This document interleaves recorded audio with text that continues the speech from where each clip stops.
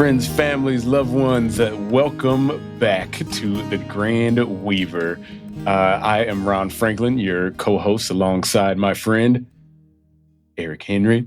And we have a special, like always, moment to connect you and your story and how God has woven it together, perhaps through the lives of folks like Jenni Lord, who is representing Chosen. We will get a chance to explore her story. And before we do so, we're going to pass it over to Eric, because the nature of many of our relationships with our guests have been filtered or facilitated through his relationships and movements throughout the world that have brought us into connection with folks who have inspired us. And so, Eric, I'm going to pass it to you and let you introduce Jenni to us and start this story. Absolutely. It started on a spring day in 2022. Many of you have hopefully heard the story of the Grand Weaver and the prompting and all of these things, and this time I had in Nashville and how it formed even where we are today. Well, one of those things was this really nice woman sitting in my seat at Bridgetown Arena on Good Friday. So I met this really nice lady. Her name was Jenni, and she had this passion, clear passion for kids, and started sharing about this thing that she's doing. And so that is how I met Jenni Lord a few years ago, was because she was in my seat. And then I just sat next to her and we started chatting. And so it was kind of fun. And so today I'm so excited to have you, Jenni, and hear a bit more about Chosen and the heart behind Chosen. And so with that, I'm going to kick it back to Ron for a few questions.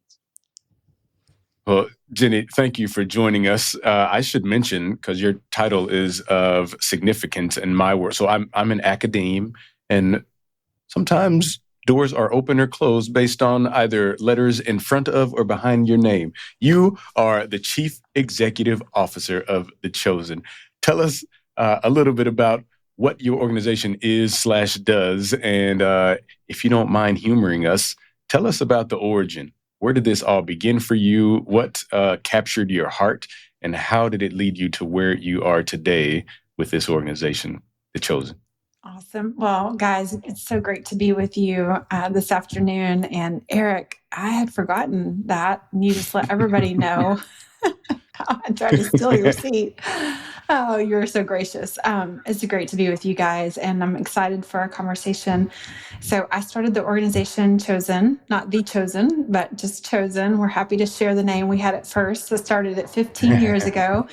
And it was really birthed out of my own passion for foster care and adoption. I have a brother who was adopted out of foster care, and he came into our family when I was a teenager, and he was just a toddler. We're 17 years apart. And that experience profoundly shaped my life for the last 30 years and has now shaped my career as well. His adoption journey took about 5 years. And through that, I saw the inside of the child welfare system. And God used that experience to break my heart for what I saw, that a system that's designed to protect children oftentimes brings them more harm, and lit a passion inside of me to do something about what I saw that just was unacceptable to me. And so I had the privilege of an idea, I would say a God-inspired idea, in the fall of 2008 to help families who wanted to adopt. And I wanted to see loving families who were open to welcoming a child into their home. I wanted to see them be able to do that. We, as you probably know, have a worldwide orphan crisis with over 160 million orphans worldwide. We have a foster care crisis in our own country. Numbers have varied since I've been in this space, between 400,000 and 500,000 kids in our backyards who need a safe, loving family to be with, right? So how Chosen began is different than what we do today. But in the beginning, we were helping to fund adoptions, and did that over the course of about 5 years, had the immense privilege to fund almost 400 adoptions. And then we took a mission evolution, a turn, if you will, into what we do today. Oh, there are so many questions and pathways that have kind of been sparked in just hearing this introduction. One thing that kind of caught my heart, you mentioned that what you saw, experienced, tugged at your heart. Talk to us a little bit about those, as much as you feel comfortable with. What was happening that you saw that needed a remedy? Oh, goodness. Well, we're not going to take the whole time today to talk about all of the things that need remedy. Eric's laughing because he knows a little bit about this. But, it was one thing after another. I just saw the bureaucracy that prevented a child from having permanency quickly. Obviously, there's due process. And if and when possible, a child can be reunified with their birth family. That's certainly the desire. And in our case, it wasn't possible, but it was complicated because it was across state lines. So that extended the timeline. And I just saw how one thing after another, the state continued to buy time, extending the case. And there were years that my brother had birth family visits, and years that he didn't. So that can be further traumatizing, causing just more angst and pain. And it was difficult to see him suffer through that time. And just knowing that, man, it doesn't have to be this hard, right? I also saw how with the bureaucracy, when cases change hands and so forth, details get lost, important details. Sure. Yeah. And now in my professional world, I see how kids get lost in the system where they're not even being tracked any longer, especially when they're across state lines. And I can share some details on that, but just those sorts of things. And you're like, this little innocent child, this precious child created in the image of God. Surely there's a better way to protect him and make sure that he doesn't just have physical safety, but he also has emotional safety and well-being as well. So 400 kids you had the privilege of helping get adopted. Now, what was the transition, the evolution? What was the thing that happened that caused the shift in your ministry? I'd love to hear about that. Well, I like to say that we never know what's on the other side of our obedience yes to the Lord, right? So this like crazy God idea. You have your testimony of that, right?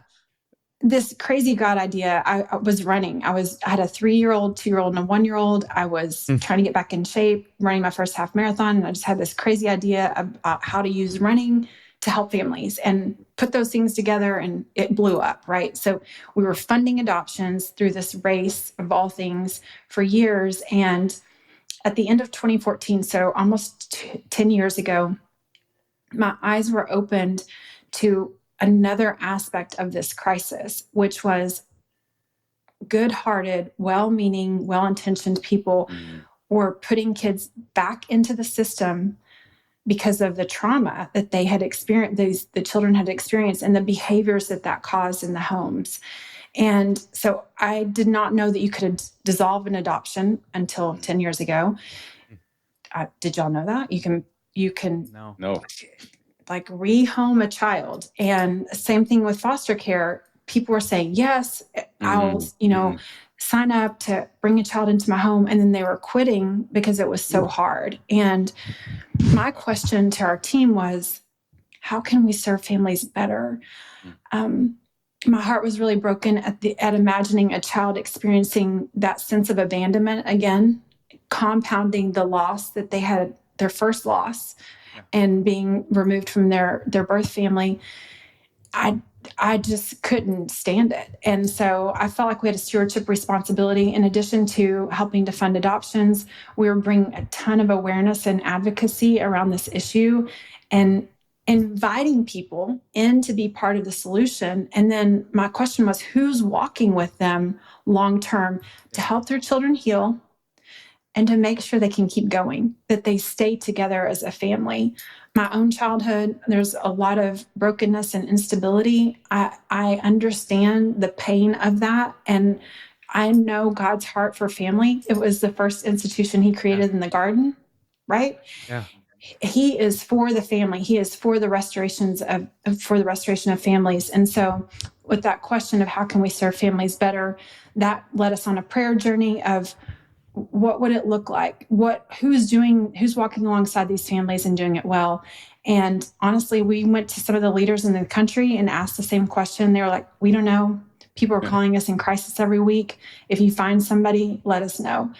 And we decided to create something we were hoping to replicate, and decided to create what is now called a model of care to come alongside families and empower parents and caregivers to be an agent of healing for their children in their own home, to build healthy relational connection. What science and data shows us is that the brain that has been traumatized can actually heal through healthy relational connection. And so that's our aim. Yeah.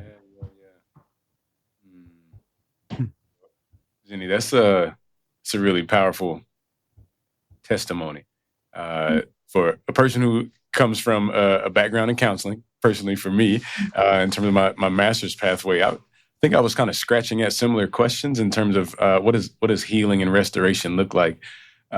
You mind reflecting on us with us on this idea of what that healing journey might look like? And I think in multiple directions, not only for the family, but also for the youth that have come together. And I even wonder about the ecosystem altogether that those children are connected with. So, let alone the system, but their parents, right? Talk to us about how the ripple effect, perhaps, of this healing journey of restoration of health through the trauma. Yeah, so I'll touch on something that is, I would say, not common knowledge, and which is part of the problem. We have so many players in this space, from the state to the church to community outreach, organizations that are all trying to solve these issues and reverse the crisis. And what is missing, in our humble estimation, is an understanding of the problem of broken relational connection. So when a child has been harmed by their primary caregivers, the ones that God designed to care for them, that is a deep wound, right? The word for trauma, the Greek word for trauma, is wound. It's a deep wound. And then there's a separation.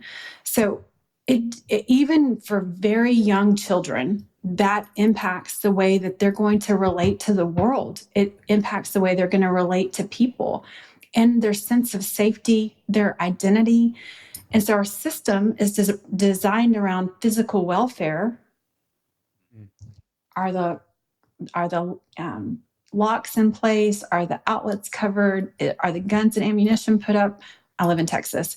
So they're looking at that, and they're not talking about a child needing psychological safety. Sometimes in the business world, we call it felt safety. I need to feel safe in this conversation to be authentic and vulnerable, right? I trust Eric because of our shared history. So children coming into a new home, they're not going to have that automatically. So new parents, caregivers are like, yay, they're here. And the kids and the way that they distance themselves often shows up in behaviors. And that's a fear response in the brain. So because of that trauma that they've experienced, their brains often live in a state of fight, flight, or freeze, where they don't have the language to articulate why they are scared. But it shows up in big behaviors, explosions, sometimes aggression or violence, even very young children, where they don't have the language to even articulate that story. And so parents are unfortunately woefully unprepared. And I've been a foster parent. I know the training, but we do a better job in training parents for what's coming. But you're not, until the child with the need is right in front of you, melting down, and now you're melting down, you may not know how to respond to that in a trauma responsive way that's actually going to build connection, helping that child to regulate and calm down. And that's our aim. So that was a very deep response to your question, but you have to understand the problem.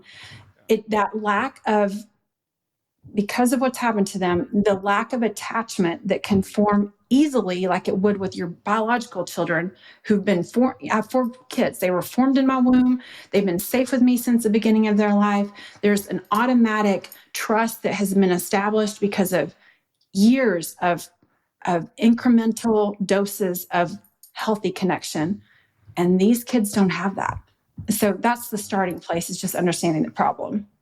It strikes me as you're sharing, like, first, the phrase that's going through my mind is, Lord, break my heart for what breaks yours. And that's what I hear out of you is your heart's been broken for the things that break God's heart. And you state something that is so abundantly obvious when you say it, but yet we never think about it. We think so much about our physical safety and are we keeping kids safe in that way, yet so little do we think about all the trauma. And so I think that's why I resonated with you immediately, just bringing awareness even to myself as I think about these things often, and I have very little idea. I just have very little idea. So thank you. I'm just pausing to say thank you in the midst to help us understand a little more clearly the root of the problem, right? And that's so.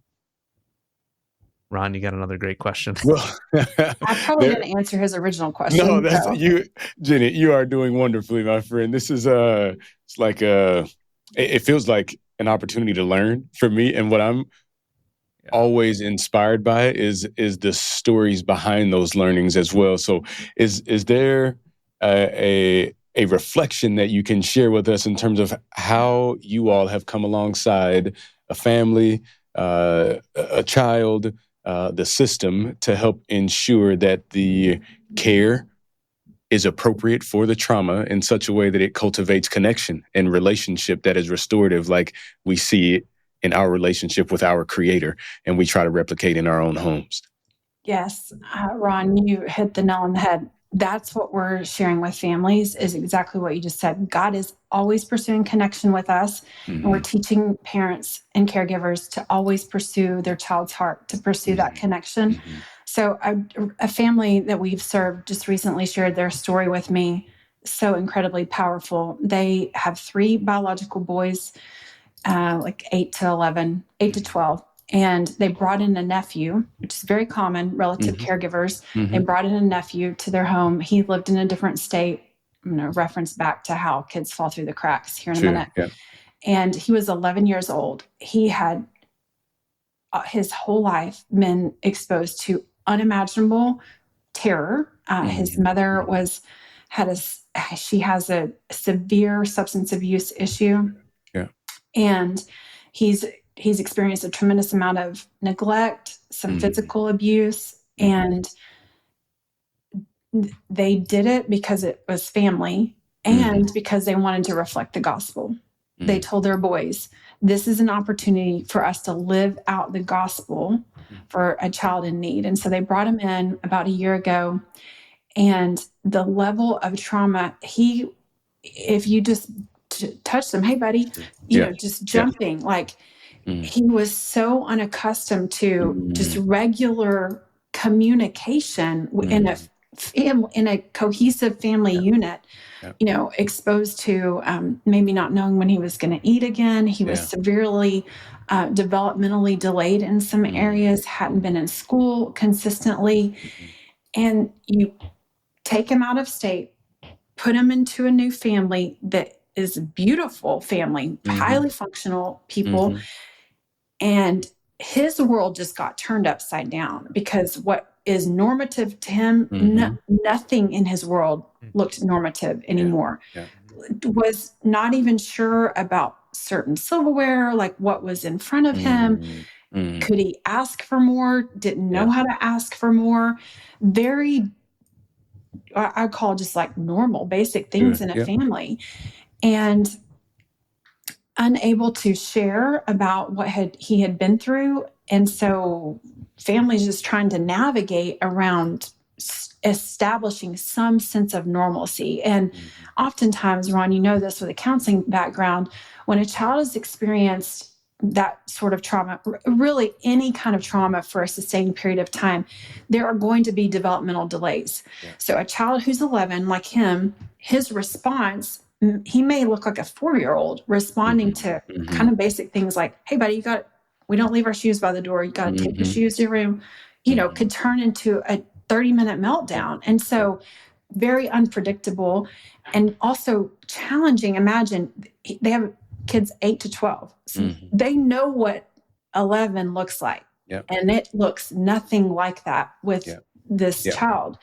So what we do is, and with this family, we do this with all the families that we work with, they come in, we look at not just the child's history, but the family history as well. Oftentimes there's unhealed trauma with mom and dad that's interacting in the family. Most of the families, about 80% of them that come to us are in a state of crisis. This family was proactive. We had a relationship with them before he came into the home, so they immediately said, we're going to need your services. Yeah. Thank God. But typically that is not the case. They're coming to us saying, this is too hard. We can't keep going. I'm scared they're running my other kids. Our marriage is strained. These are the types of things that we're hearing from families. And we want them to keep going, right? And so we want them to be empowered with those tools. So we do a family history, not just of the child, but everybody that's in the home. We look at trauma symptoms in the child, looking at 13 different domains. So things like depression, anxiety, PTSD. And we're also measuring parental stress levels and the protective factors in the home. Super important. It gives us a comprehensive picture of what are the family's needs.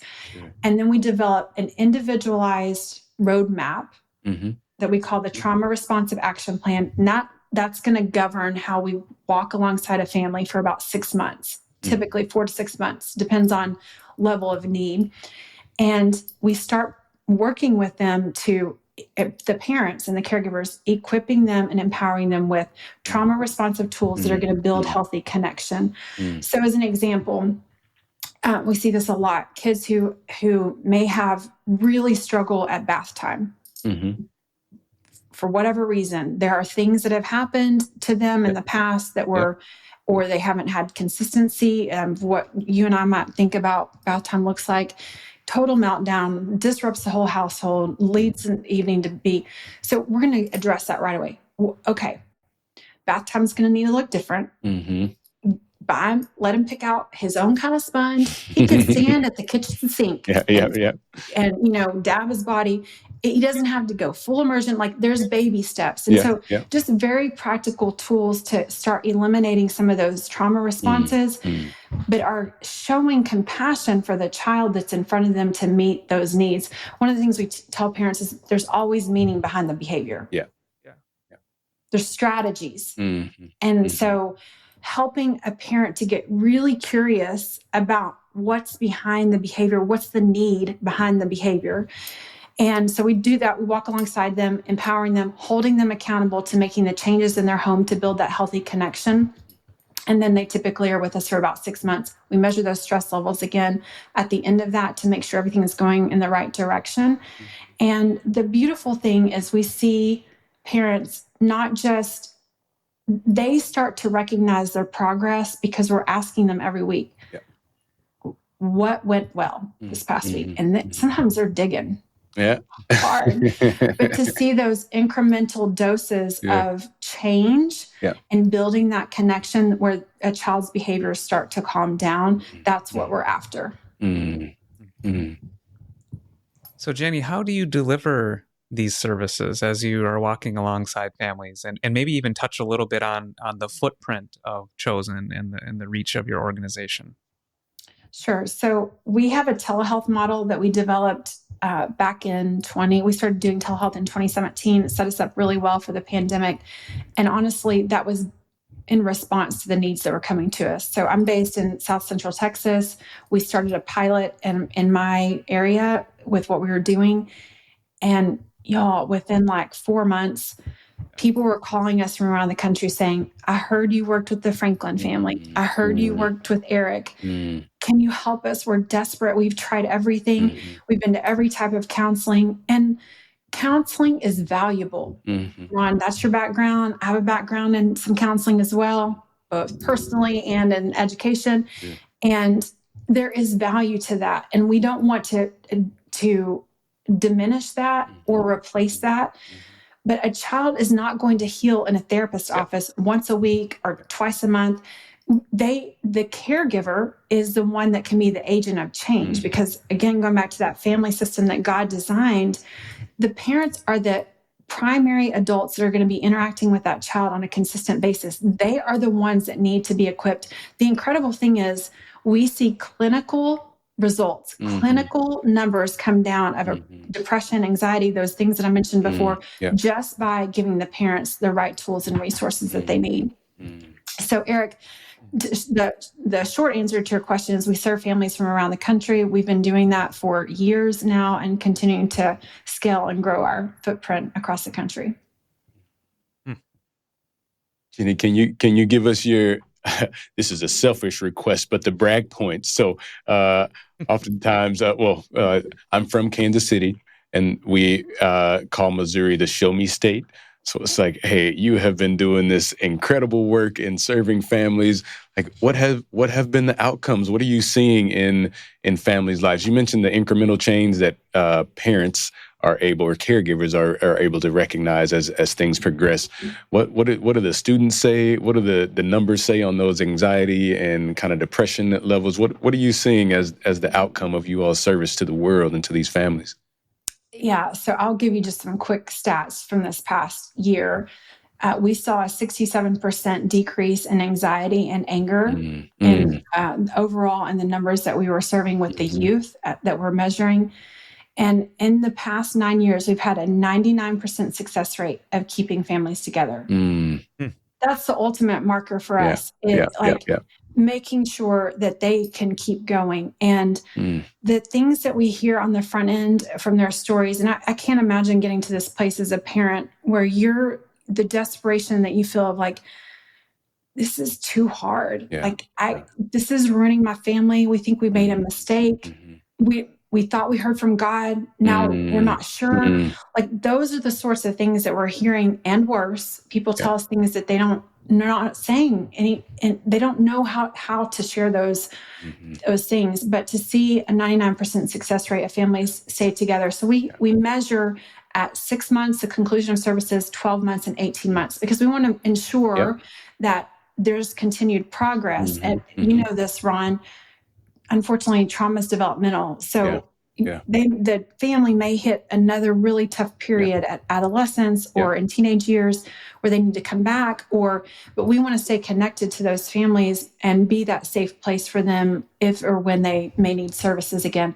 So I love to share that we've had a 99% success rate. I think that's amazing. The other thing I'll tell you is, so often when families come to us, and this is indicative of the state problems as well, the strategy for dealing with hard, big behaviors has become call the police or send them to the psych hospital, which is more trauma. It's another separation. A psych hospital is a 5 to 7 day stay of stabilization, where there's probably going to be more medication and maybe more diagnoses, but it's not contributing to the healing of the child, right? So we don't want that to be the go-to strategy. We are trying to minimize the trauma response with these kiddos. And last year we had an 89% success rate of keeping kids from being rehospitalized who had a previous hospitalization. So that's extremely significant. And just think about cost savings alone, not to mention the overall impact on well-being, right? So how do people become even aware of your services? Because I know some of the people that I walk with in life and the stories that they share as they're walking through things with their kids and feeling at a loss and not even aware of the services that different organizations provide. So how would somebody even find Chosen?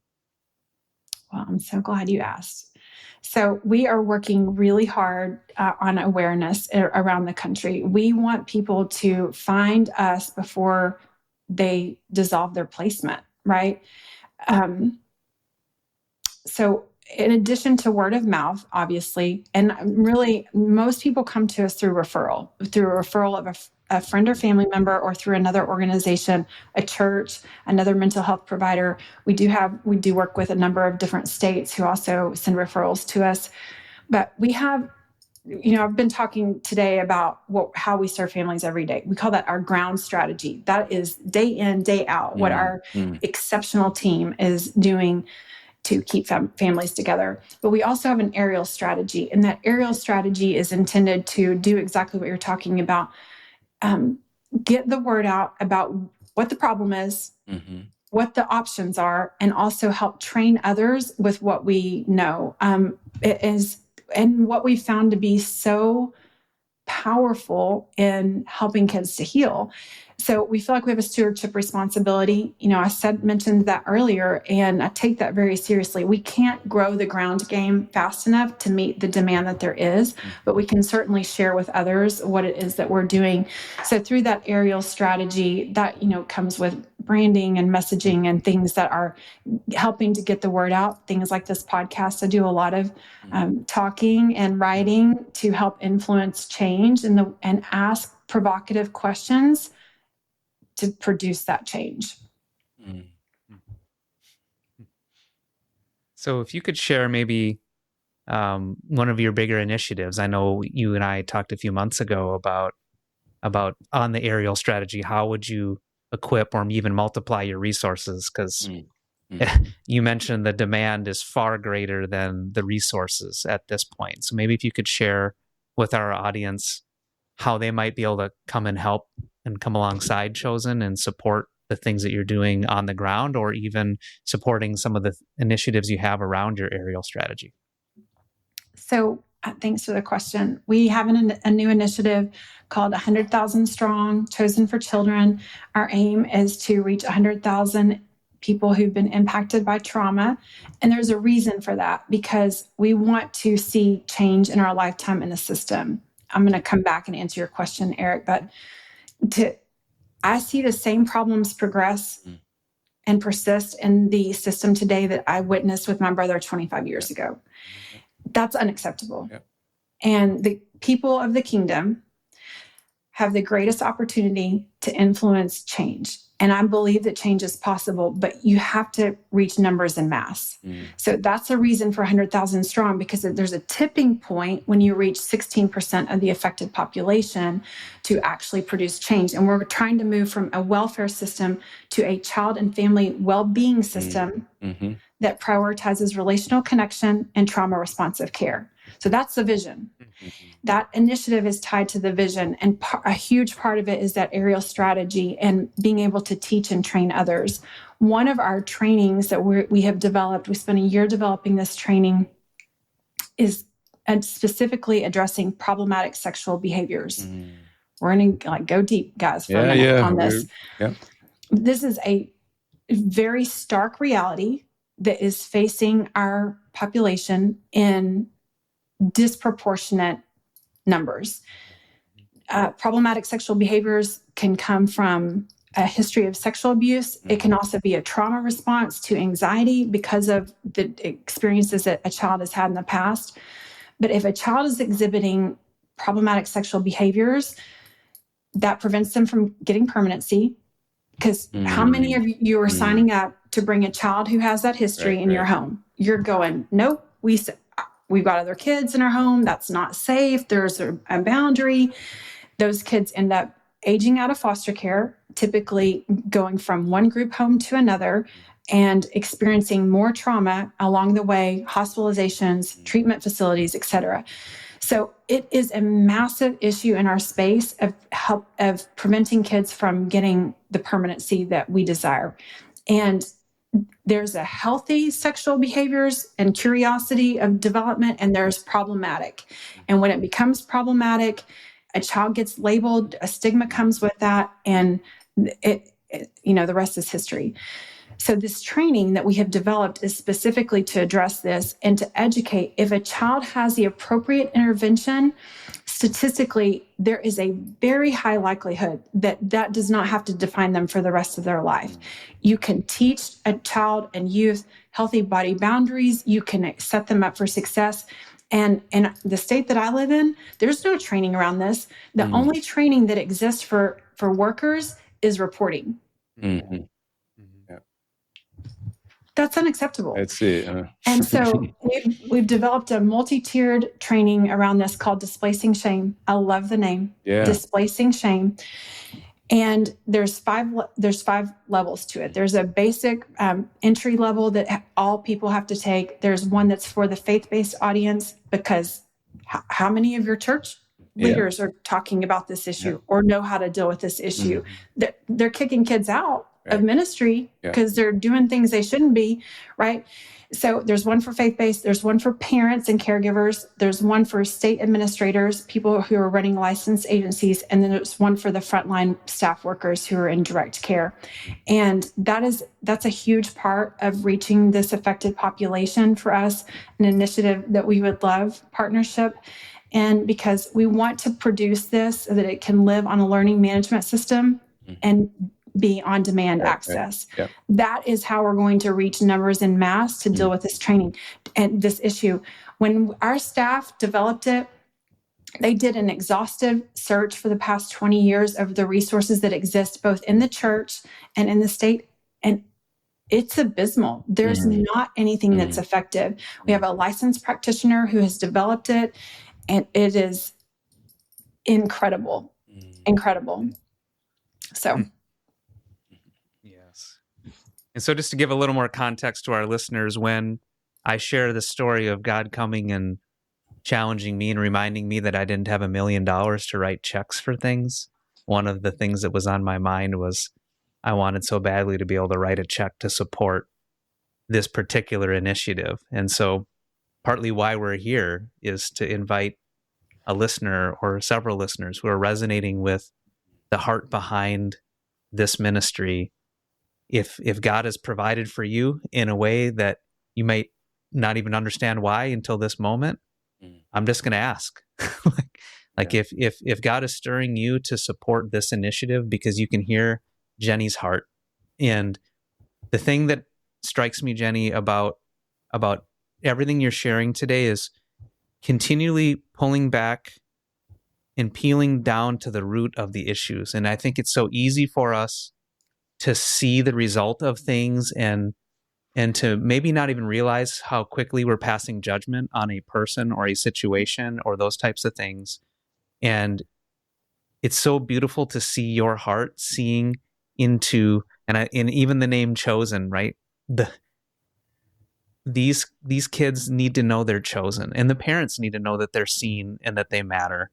And everything about what you're sharing today clearly is going deeper into what's really underlying here. Let's talk about the shame. Let's talk about what happens when we're not vulnerable or we don't understand that there are deep wounds and we're focused on these physical needs. And so I'm just struck. I'm mostly been quiet because I'm just I don't even know how to handle my own emotions in the midst of this conversation.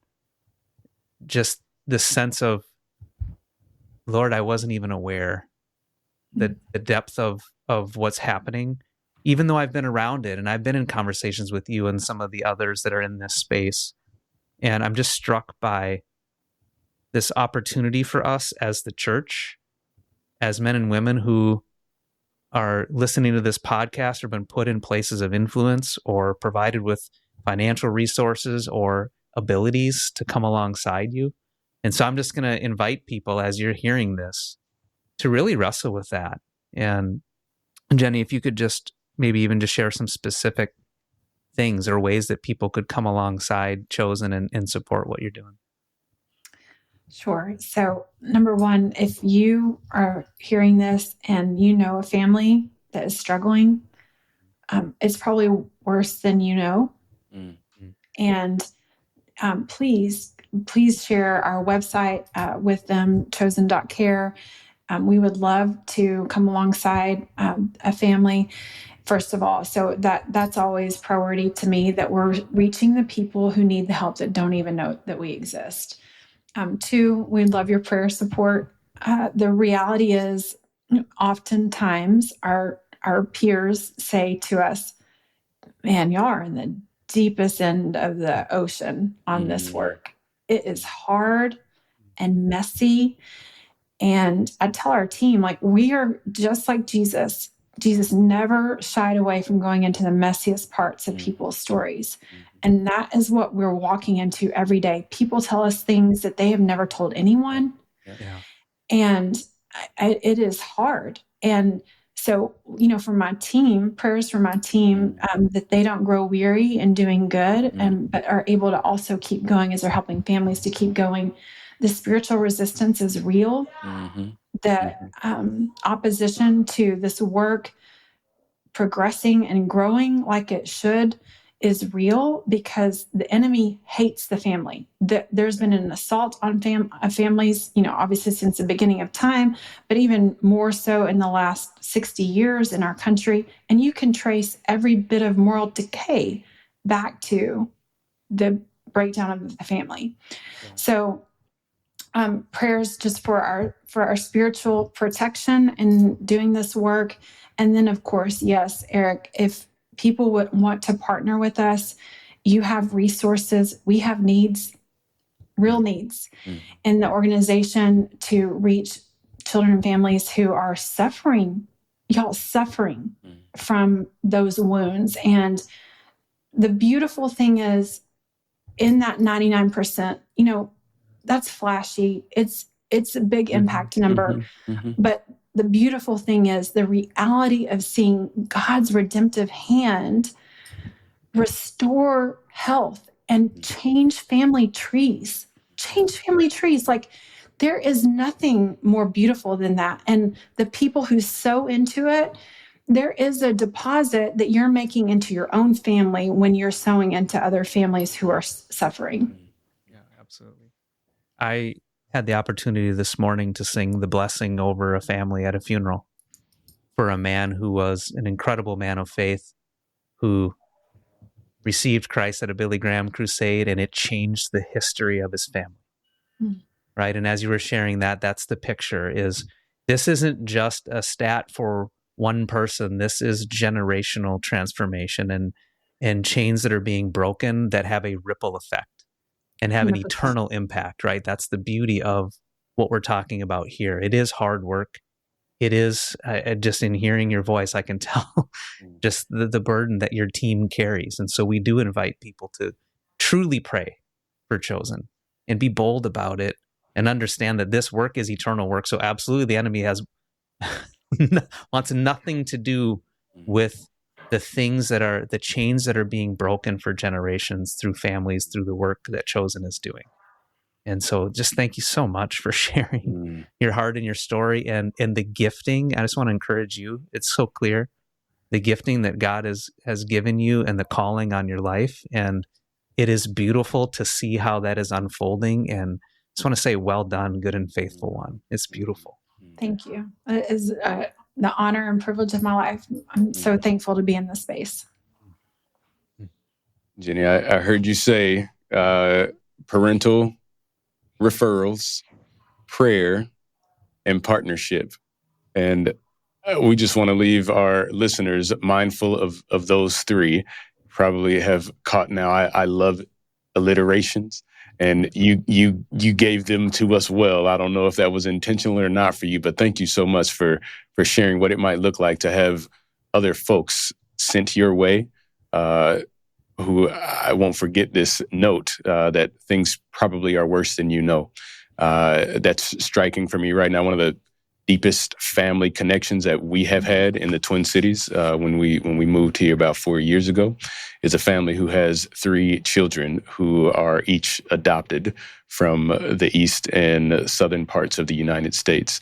And you made another mention of the behaviors are a signal of something deeper, and that's gonna stick with me. I'm wondering if you have a word for those families, to encourage and inspire them in their journey, because what I'm recognizing is that ripple effect is not just going to affect their immediate family, but those children now have the potential, when they become healthy, to then do something similarly and replicate it in their families. And so when I think about your partners, and the imagination of the type of impact that they can have in partnering with you, we're talking about multitudes, right? But what word might you have kind of in parting for your parents who are on the journey right now? I'm so glad you asked me this, because if they're listening or they hear this, they need it, right? Mm-hmm. And I would say this: no child is beyond the hope of healing. Mm-hmm. No child. Y'all remember in the gospel when Jesus healed the man with a legion of 2,000, mm-hmm. possessed mm-hmm. by demons, mm-hmm. living in bondage in a cemetery? Mm-hmm. And then what does Scripture say? That he was sitting in his right mind, worshiping the Lord after he was delivered. Like, no one is beyond the hope of healing. It is, we're in it for the long game. We are not we can't short circuit the healing process. It's a healing journey, right? If you have brokenness in your past, you know this firsthand, just like me, right? There are layers to it, but no child is beyond the hope of healing, and really, parents and caregivers are the linchpin. So often we see that parents lose their empathy or their compassion for their child because it's so hard. And I want to tell you that we see you, and we know it's really hard, but this child is not trying to ruin your life. They're acting out of response to what has been done to them. And let's walk along this path of healing together and get you the tools and resources that you need to keep going. Jenni, Eric is a music man, if you can't tell. As you were reflecting, the song that came to mind for me was generation song. May his blessings be upon you for 1,000 generations, and their children and their children and their children and their children. I want to thank you for giving us a tangible reminder of what that might look like. And even I'm mindful of your logo. I do some encouragement for students here at Bethel in terms of them seeing themselves as worthy, as image bearers of God. And what I'm reminded of in seeing those hands raised, a natural human response to a victorious moment in our lives, be it athletic or otherwise, is to raise our hands above our heads. And I think what y'all are doing is beautiful, and it's even capturing what you have envisioned in you all's logo. So, Jenni, thank you. Eric, let me pass it to you before tears start streaming down my eyes and we lose all control here. But Jenni, thank you. Yeah. Again, we do thank everyone for joining in and listening to the story. Jenni, thank you so much for sharing about Chosen and for your faithfulness on this journey. And we just invite people to prayerfully consider coming alongside Chosen to lift up her team as she's shared with us today. And if you have someone in your life that God is prompting you to reach out to or to encourage, not just passing Jenni's name and contact information over, but you yourself, encouraging and coming alongside someone and letting them know that you see them and that you love them, even if you don't know how exactly to come alongside, just simply seeing people. And so with that, we thank you all, and God bless. Thanks, guys. Great conversation.